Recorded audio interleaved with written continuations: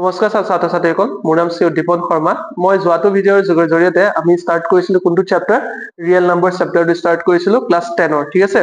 এই চেপ্টাৰটোত আমি যোৱা ভিডিঅ'টো আমি কি শিকিছিলো যে আমি শিকিছিলো আমাৰ ডিভিজনেল এলগৰিথমৰ বিষয়ে জানিছিলো। তাৰপিছত আমি জানিছিলো আমাৰ কিহৰ বিষয়ে জানিছিলো, আমাৰ কি কয় কম্পোজিট নাম্বাৰ কাক কোৱা হয়, প্ৰাইম নাম্বাৰ কাক কোৱা হয়, এইবিলাকৰ বিষয়ে আমি জানি আহিছো, ঠিক আছে। আজি আমি আহো ফাণ্ডামেণ্টেল থিয়ৰেম অফ এৰিথমেটিক্সলৈ। এই থিয়ৰেমটো পঢ়াৰ আগতে আমি কেইটামান মই জাষ্ট এটা উদাহৰণৰ পৰা তোমালোকক ষ্টাৰ্ট কৰিছো, ঠিক আছে। আমি আহো ফাৰ্ষ্ট 384, এটা মই নাম্বাৰ লৈছো 384 সাপোজ, ঠিক আছে। 384 টো যিহেতু আমাৰ লাষ্ট ডিজিটটো 4 আছে, গতিকে ই কি হ'ব, এটা ইভেন নাম্বাৰ হ'ব, হয়। আৰু ইভেন নাম্বাৰ যিহেতু ই অবভিয়াছলি 2 এটা ফেক্টৰ হ'ব, গতিকে ই এটা কি হ'ব, এটা কম্পোজিট নাম্বাৰ হ'ব, হয়। তো চাওঁ আমি ইয়াক আমি কি কৰো, 384 আমি সাপোজ ইয়াৰ বাকি বিলাক আমি যিমানবোৰ ইয়াৰ আমাৰ কি আছে ফেক্টৰ আছে সেইবিলাক আমি ডিটাৰমাইন কৰো। যেহেতু 384 টা ইভেন নাম্বাৰ, গতিকে 2 ৰে আমি ডিভাইড কৰিব পাৰিম, গতিকে ইয়াত মই 2 লিখি ললো। আৰু মই ইয়াত লিখিম 2 1 যা কিমান ল'ব 2, আৰু 18 আছে 9 কৰিলে আমাৰ কিমান ল'ব 18 ল'ব, হয়। 9 into 2 18, আৰু 4 আছে 2 হ'ব। গতিকে মই 384 এনেকে লিখিব পাৰো নে নাই, 2 into 192, হয়নে। গতিকে 2 into 192 কৰাৰ লগে লগে কি হৈছে, ই এটা কম্পোজিট নাম্বাৰৰ ফৰ্মত আহি গৈছে, হয়। দুটা ডিফাৰেন্ট নাম্বাৰৰ সহায়ত মাল্টিপল হিচাপে 384 মই এক্সপ্ৰেছ কৰিব পাৰিছো, ঠিক আছে। এতিয়া 192 এটা অলসো এটা ইভেন নাম্বাৰ হয়, গতিকে ইয়াকো আমি 2 ৰে ডিভাইড কৰিব পাৰিম, হয়। সো ইয়াত কিমান যাব 18, ইফালে হ'ব 2 6, আকৌ এইটো ওলাব। ইয়াক যদি আকৌ মই ভাঙি দিওঁ তেতিয়াহ'লে কিমান ল'ব, 2 into কিমান ল'ব 96 ওলাব, হয়। আকৌ 96 যিহেতু এটা আকৌ এটা ইভেন নাম্বাৰ ওলাই আছে, গতিকে 96 আকৌ মই কি কৰিব 2 ৰে ডিভাইড কৰিব পাৰো। ইয়াক যদি মই 2 ৰে ডিভাইড কৰো কিমান ল'ব, 4 into 2 18, sorry 8, আৰু 1 হ'ব 16 ওলাব, ঠিক আছে। ইয়াক আকৌ যদি মই ডিভাইড কৰো 2 into 2 into 48, ঠিক আছে। আকৌ যদি মই 2 ৰে ডিভাইড কৰো 4, আকৌ যদি কৰো 2 into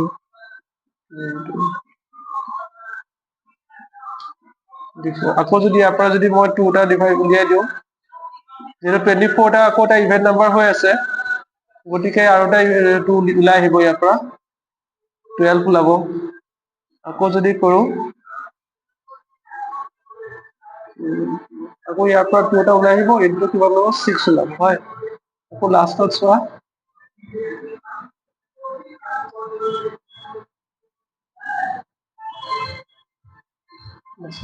হয়। এতিয়া তোমালোকে চোৱা এই নাম্বাৰটো 384 টোক মই কেনেকে কৰিছো, ফাৰ্ষ্ট কি লিখিলো 2 into 192 লিখিলো, তাৰপিছত লিখিলো 2 into 96 লিখিলো। তেনেকে যিমান কেইটা ইয়াত কম্পোজিট নাম্বাৰ আহি আছিলে, চোৱাচোন এই 2 কেইটা কি হৈ আছে, এটা প্ৰাইম নাম্বাৰ হৈ আছে, আৰু 48 96 এইবিলাক কি হৈছে, এটা কম্পোজিট নাম্বাৰ হৈ আছে, হয়। এই প্ৰত্যেকটো নাম্বাৰ মই যেতিয়া ভাঙি আহি আছিলো প্ৰাইম নাম্বাৰ, শেষত গৈ পেলাই মই যিটো নাম্বাৰৰ মাল্টিপলছ হিচাপে মই 384 এক্সপ্ৰেছ কৰিছো, সেই নাম্বাৰটো তাত কি আছে, অকল কি আছে, প্ৰাইম নাম্বাৰছে আছে, হয়। গতিকে ইয়াৰ পৰা মই এটা বস্তু বুজি পাইছো যে যিমানবোৰ কম্পোজিট নাম্বাৰ আছে, যিটো মোৰ কম্পোজিট নাম্বাৰ আছে, সেই কম্পোজিট নাম্বাৰটোক আমি কিহৰ সহায়ত এক্সপ্ৰেছ কৰিব পাৰিছো, প্ৰাইম নাম্বাৰৰ কি কৰিব পাৰিছো, প্ৰাইম নাম্বাৰছৰ মাল্টিপলছ হিচাপে এক্সপ্ৰেছ কৰিব পাৰিছো, বা প্ৰাইম নাম্বাৰছৰ প্ৰডাক্ট হিচাপে এক্সপ্ৰেছ কৰিব পাৰিছো। প্ৰডাক্ট হিচাপে আমি ইয়াক কি কৰিব পাৰিছো, এক্সপ্ৰেছ কৰিব পাৰিছো, ঠিক আছে। এতিয়া আমি অন্য এটা এক্সাম্পললৈ যাওঁ।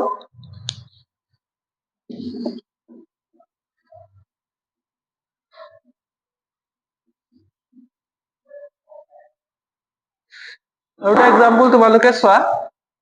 625 সাপোজ, ঠিক আছে। 625 টো আমি সবেই জানো কি কেনেকে কিহৰ মাল্টিপল হিচাপে এক্সপ্ৰেছ কৰিব, 25 into 25, হয়নে। 25 into 25 কিমান হ'ব 625 হ'ব, হয়। আৰু 25 টো কি হৈ আছে, এটা কম্পোজিট নাম্বাৰ হৈ আছে। ইহঁতক আকৌ যদি মই কি কৰিব পাৰো 5 into 5 কে এক্সপ্ৰেছ কৰিব পাৰো, প্ৰত্যেকটোক 25ক। গতিকে ইহঁতক যদি মই পাৱাৰত লিখো 5ৰ, তেতিয়া কিমান হ'ব 5 to the power 4, হয়নে। তুমি চোৱা এইটো 625 টো মই কিহত এক্সপ্ৰেছ কৰিছো, 5ৰ পাৱাৰত এক্সপ্ৰেছ কৰিছো, হয়। মানে 5 টো কি হয়, এটা প্ৰাইম নাম্বাৰ। ঠিক সেইদৰে তুমি যদি এনেকে কৰি থকা, তুমি দেখা পাবা যে যিমানবোৰ আমাৰ কম্পোজিট নাম্বাৰছ আছে, এই সকলোবোৰ কম্পোজিট নাম্বাৰছক প্ৰাইম নাম্বাৰছৰ আমাৰ কিহত এক্সপ্ৰেছ কৰিব পাৰো, প্ৰডাক্ট হিচাপে এক্সপ্ৰেছ কৰিব পাৰো, ঠিক আছে। সো আমাৰ এই যেটো কি কয় কম্পোজিট নাম্বাৰ প্ৰপাৰ্টি এই প্ৰপাৰ্টিটোক এটা আমাৰ কি কয় যেটো আমাৰ প্ৰপাৰ্টি এই প্ৰপাৰ্টিটোক আমি কি বুলি কওঁ ফান্ডামেন্টাল থিওৰেম অফ এৰিথমেটিক বুলি কওঁ ঠিক আছে এতিয়া মই জাস্ট তোমালোকক ফান্ডামেন্টাল থিওৰেম অফ এৰিথমেটিকটোৰ বিষয়ে ডেফিনেশনটো এবাৰ লিখাই দিছো তোমালোকে কিন্তু লিখাটোতকৈ বেছি ইম্পৰ্টেন্ট তোমালোকে বুজি পোৱাটোহে কিন্তু দেই লিখা every composite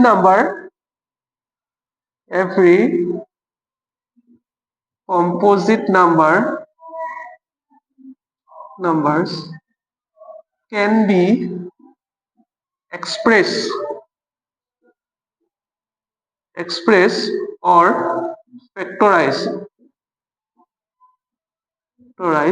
Every composite numbers can be expressed or factorized as a product of prime numbers. As a product of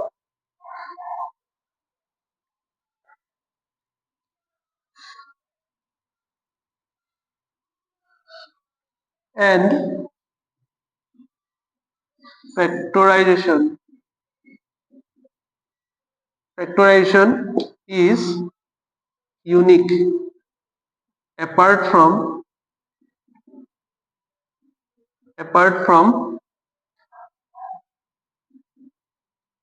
their order. Yes, sir. So আমি এটা কি পাইছো ফান্ডামেন্টাল থিওৰেম অফ এৰিথমেটিক্সৰ আমি কি ক'ব বিচাৰিছে যে every composite numbers can be expressed or factorized ঠিক আছে as a product of prime numbers and this factorization is unique apart from their order মানে অৰ্ডাৰটোক যদি আমি বাদ দি দিও তেতিয়াহলে আমাৰ যেটো প্ৰাইম ফেক্টৰাইজেশন হ'ব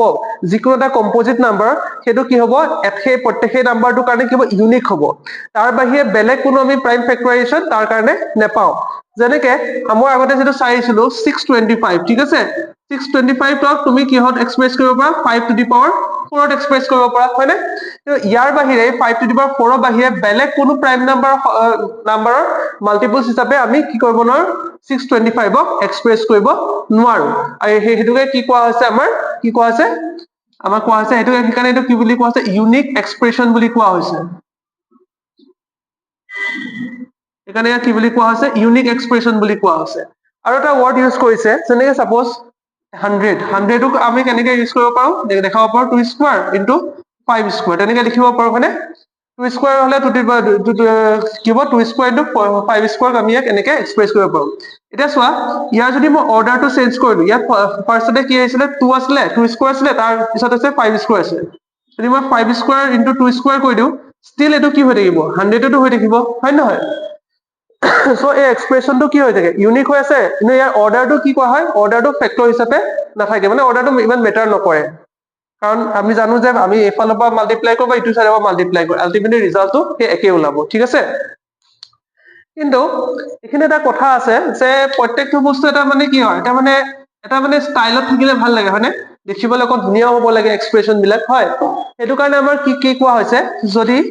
হেতু চাই পেলাই আমি কয় যদি এ এটা আমাৰ কম্পোজিট নাম্বাৰ দিছে ঠিক আছে আৰু q1 q2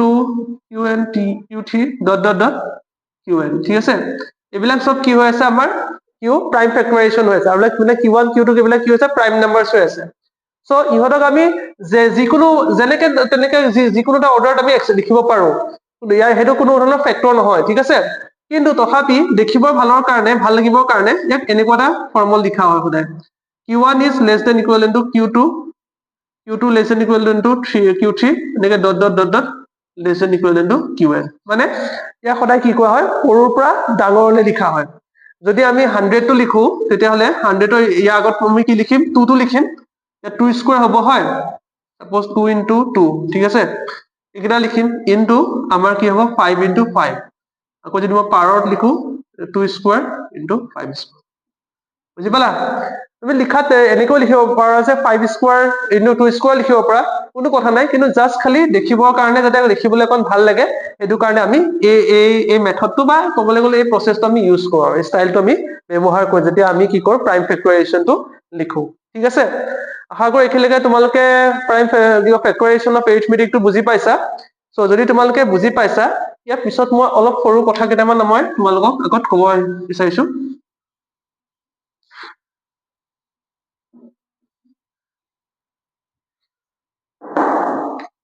তুমি এটা চোৱা মই আগৰ এটা এক্সাম্পল লৈছিলো আমাৰ প্ৰথম ফাৰ্ষ্ট এক্সাম্পলটো কি লৈছিলো 384 লৈছিলো হয় 384 টোক আমি কেনেকে লিখিব পাৰো জানা 2 to the power 7 into 3 কৰিব পাৰো হয় এতিয়া চোৱা এটা 3 to the power 8 or sorry 384 ক মই কেতিয়াবা আমাৰ 5 এ মাল্টিপ্লাই কৰি ডিভাইড কৰিব পাৰিম নে মানে ডিভাইডটো কৰিব পাৰিম মানে কমপ্লিটলি ডিভিজিবল হ'বনে বাৰু বা ক'বলৈ গ'লে 5 টো ইয়াৰ ফেক্টৰ হ'বনে বাৰু সেইটো চাবলৈ হলে আমি কি চাব লাগিব ইয়াৰ কলে যাব লাগিব ইয়াৰ প্ৰাইম ফেক্টৰাইজেশ্যনলৈ যাব লাগিব চোৱা ইয়াত প্ৰাইম ফেক্টৰাইজেশ্যনত কি আছে 2 আৰু 3 হে আছে হয় নহয় 2 ওপৰত যিমানে পাৱাৰ নাথাকক কিয় যিকোনো এটা পাৱাৰ নাথাকক কিয় 5 এ ইয়াক ডিভাইড কৰিব পাৰিম জানো আমি নোৱাৰো হয় নহয় গতিকে কি হয় ইয়াৰ 384 আমাৰ কি হয় ই প্ৰাইম ফেক্টৰাইজেশ্যন নহয় ঠিক আছে আকৌ সৰি প্ৰাইম ফেক্টৰাইজেশ্যন আহিছে এইটো কি হয় ফেক্টৰ নহয় মানে 5 টো কি হয় 384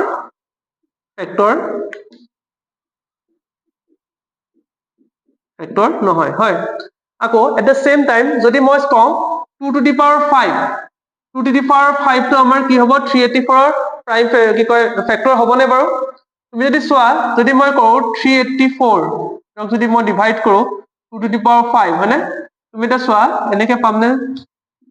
যদি আমি প্ৰাইম ফেক্টৰটো লিখো 2 to the power 7 into 3 into 2 to the power 5 গতিকে এইটো যদি ডিভাইড কৰিলে কি ওলাব এইটো ইয়াক ডিভাইড কৰিলে 2 to the power 7 minus 5 এনেকুৱা হ'ব মানে into 2 to the power minus 5 into 3 গতিকে 2 to the power কিমান ল'ব 2 to the power square 2 into 3 হয় that is 384 is equal to 2 square into 3 into 2 to the power 5 হয়নে that is কি হৈ আছে 384 কি হৈ আছে 2 to the power 5 টো কি হৈ আছে এটা ফেক্টৰ হৈ আছে হয় নহয় গতিকে আমি ই কি হয় আমাৰ ফেক্টৰ হয় কিন্তু ই এক ফেক্টৰ হয় that is আমি এটা ইয়াৰ পৰা কি বুজি পালো যে কিবা এটা নাম্বাৰ আমাৰ কি হ'ব লাগিব যদি আমাৰ এটা কি কয় প্ৰাইম নাম্বাৰ হয় সেই প্ৰাইম নাম্বাৰটো যদি কোনোবা এটা যদি কম্পোজিট নাম্বাৰ যদি ফেক্টৰ হ'বলৈ হলে কি হ'ব লাগিব সেই নাম্বাৰটো তাৰ প্ৰাইম ফেক্টৰাইজেশ্যনত থাকিব লাগিব বুজি পাইছনে তোমালোকে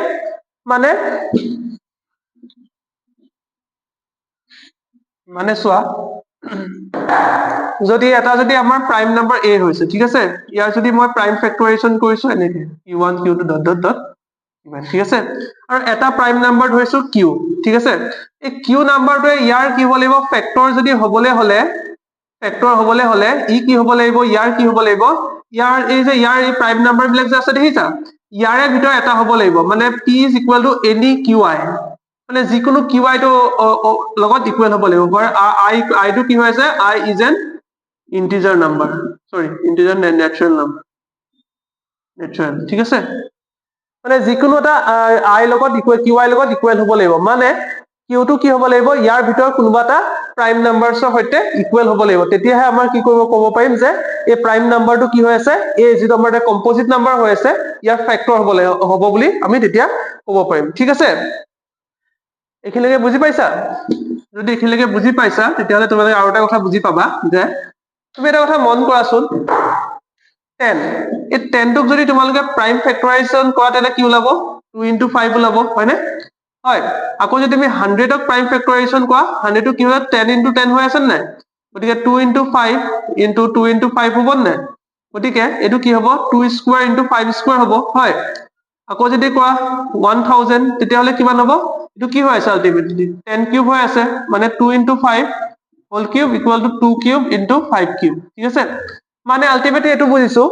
যিমানবোৰ আমাৰ নাম্বাৰছ আছে হয় যিমানবোৰ আমাৰ মানে কি কয় তোমাৰ কম্পোজিট নাম্বাৰছ আছে য'ত আমাৰ লাষ্টত আমাৰ কি 0 থাকিব তাত আমাৰ কি থাকিব 2 আৰু 5 এই দুটা কি হৈ থাকিব ফেক্টৰ হিচাপে থাকিবই থাকিব তেনেকে চোৱা 384 নালাগে লৈ আছো 384 সাপোজ লৈছো 7860 ঠিক আছে এটোক আমি কেনেকে লিখিব পাৰো 786 into 10 হিচাপে লিখিব পাৰো হয়নে এটা যদি চোৱা 786 into 2 into 5 10 টোক যদি আমি প্ৰাইম ফেক্টৰাইজেশ্যন এটোক আমি কমপ্লেক্স কি কয় কম্পোজিট নাম্বাৰ হিচাপে ৰাখিছো কিন্তু আমি 10 টোক কি কৰিছো প্ৰাইম ফেক্টৰাইজ কৰি দিছো ঠিক আছে এইটো প্ৰাইম ফেক্টৰাইজেশ্যন কৰাৰ পিছত 2 into 5 ওলাইছে হয় নহয় গতিকে ইয়াত যেহেতু লাষ্টৰ ডিজিটটো কি হৈ আছে 0 হৈ আছে গতিকে আমাৰ কি হ'ব 2 টো কি হৈ থাকিব ইয়াৰ কি হৈ থাকিব এটা ফেক্টৰ হিচাপে সৰি 2 আৰু 5 দুইটা কি হৈ থাকিব ইয়াৰ ফেক্টৰ হিচাপে থাকিব বুজি পাইছনে মানে য'ত য'ত 0 থাকিব তাত লাষ্ট ডিজিটটো 0 বা এটা 0 বা দুটা 0 যিমান নাথাকক কিয় লাষ্টত সেইটো কি হ'ব আমি সেইটোক আমি কেনেকে এক্সপ্ৰেছ কৰিব পাৰো 2 into 5 মানে কি কয় আলটিমেটলি ক'বলৈ গ'লে সেইটো কি হ'ব মানে ইয়াৰ 2 আৰু 5 ৰ কি হৈ থাকিব ফেক্টৰ হিচাপে 2 আৰু 5 তাৰ ফেক্টৰ হিচাপে থাকিব বুজি পাইছনে যদি এইটো বুজি পাইছা তেতিয়াহ'লে তোমালোকে নেক্সট যিটো এক্সাৰচাইজ আছে সেইটো তোমালোকে কৰিব পাৰিবা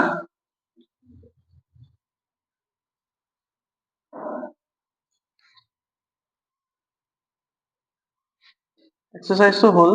তোমাৰ consider a number 4 to the power n where n is a natural number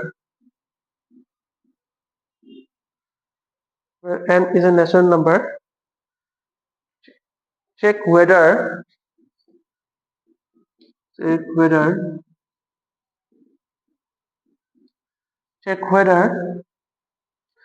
there is any value there is any value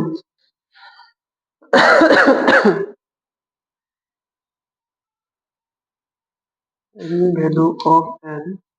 for which 4 to the power n digit is 0 মানে কোৱেশ্চনটো first চাই লোৱা কি কোৱা আছে consider A number 4 to the power n আমাক এটা number দিছে 4 to the power n দিয়া আছে ঠিক আছে আৰু n টো কি হৈ আছে নেচাৰেল নাম্বাৰ হৈ আছে মানে 4 ৰ পাৱাৰটো কি হ'ব পাৰিব 1 2 3 4 5 তেনেকুৱা টাইপৰ নাম্বাৰছ বিলাক হ'ব পাৰিব ঠিক আছে এতিয়া চেক কৰিব লাগে যে whether there is any value of n মানে n ৰ যিকোনো এনেকুৱা এটা ভ্যালু আমাৰ থাকিব নেকি চেক কৰিব লাগে for which 4 to the power n digit is 0 মানে কি হ'ব লাগিব 4 to the power n ৰ যিটো আমাৰ n ৰ যিটো ডিজিট আছে সেইটো কি হ'ব লাগিব 0 ওলাব লাগিব ঠিক আছে মানে সাপোজ ইয়াৰ 4 ৰ যদি এনেকুৱা ইফ পসিবল হয় সাপোজ 4 ৰ কিবা এটা পাৱাৰ কাৰণে আমাৰ কি হয় সাপোজ নাম্বাৰটো এনেকুৱা 28760 লাষ্ট ডিজিটটো আমাৰ কি ওলাব লাগিব 0 ওলাব লাগিব এনেকুৱা টাইপৰ কোনোবা এটা নাম্বাৰ ওলাব নে নাই আমি সেইটো চাব লাগে ঠিক আছে তোমালোকে ফাৰ্স্ট এই জেগা নাই যিহেতু ইয়াত তোমালোকে কাম এটা কৰা তোমালোকে ভিডিওটো পজ কৰি পেলাই লিখি লোৱা কোৱেশ্চনটো ঠিক আছে বা তোমালোকৰ বুকতো আছে বাৰু কোৱেশ্চনটো এতিয়া চোৱা এইটো সলভ কেনেকৈ কৰিম এইটো সলভ কৰিবলৈ হলে আমি চাও যে আমি জানো যে যিবিলাক ডিজিটৰ আমি যে আগতে ইয়াৰ আগতে মই কৈ আহিছিলো যিবিলাক ডিজিটৰ তোমাৰ লাষ্টৰ নাম্বাৰটো মানে লাষ্টৰ যদি 0 থাকে তেতিয়াহলে আমাৰ কি হয় সেইটো কিহৰ দ্বাৰা ডিভিজিবল হয় 5 ৰ দ্বাৰা ডিভিজিবল হয় হয় নহয় সো মই ইয়াত কি কৰিম লেট ফাৰ্স্ট কি কৰিম let we express let first we prime factorize 4 to the power n first মই কি কৰিম 4 to the power n prime factorization কৰিম ঠিক আছে এটা সব 4 to the power n prime factorization কৰিলে আমি একদম ইজি হৈ আছে হয়নে 2 square to the power n হ'ব হয়নে is equal to 2 to the power n to the power twice n sorry to the power twice n হ'ব হয় এটা 4 to the power n কি হৈ আছে prime factorization হৈ আছে ঠিক আছে এতিয়া চোৱা ইয়াত যদি আমাৰ 5 এৰে যদি ইয়াত যদি 5 টো যদি ফেক্টৰ হিচাপে থাকিবলৈ হলে ইয়াত কি হ'ব লাগিব ইয়াৰ যদি প্ৰাইম ফেক্টৰাইজেশ্যনটো কি থাকিব লাগিব 5 থাকিব লাগিব হয় নহয় ইয়াত জানো আছে জানো ইয়াত 5 নাই সো আমি কি কৰিব লাগিব so here we see that there does not exist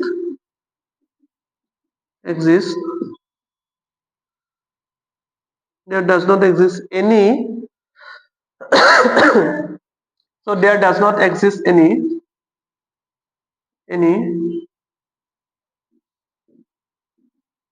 prime number does not exist, doesn't exist, there does not exist 5 in the prime factorization of 4 to the power n. Right? So 4 to the power n prime factorization ki nai 5 9. So it is not divisible by 5, and we know that